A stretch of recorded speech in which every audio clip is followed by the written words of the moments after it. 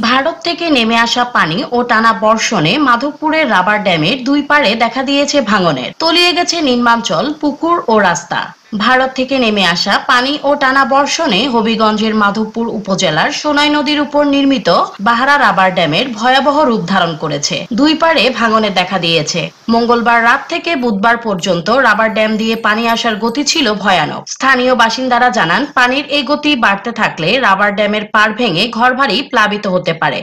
অপরদিকে আকস্মিক বন্যায় মাধবপুর উপজেলার বিভিন্ন ইউনিয়নের রাস্তাঘাট, পুকুর, রোপা আমন ধানের জমি তলিয়ে গেছে। অনেক পুকুর তলিয়ে গিয়ে লাখ লাখ টাকার মাছ বানের পানিতে ভেসে গেছে। মাধবপুর উপজেলার কৃষি কর্মকর্তা সজীব সরকার জানিয়েছেন, ১২৫ হেক্টর রোপা আমন ও ৬০ হেক্টর সবজি নষ্ট হয়েছেন। ২১শে আগস্ট বৃষ্টির কারণে ক্ষতির পরিমাণ আরো বাড়তে পারেন বলে তিনি জানিয়েছেন। মাধবপুর উপজেলার নির্বাহী কর্মকর্তা এ.কে.এম. ফয়সাল জানান, ক্ষয়ক্ষতির পরিমাণ নির্ধারণ করার কাজ চলছে। পথিক টিভি, ঢাকা।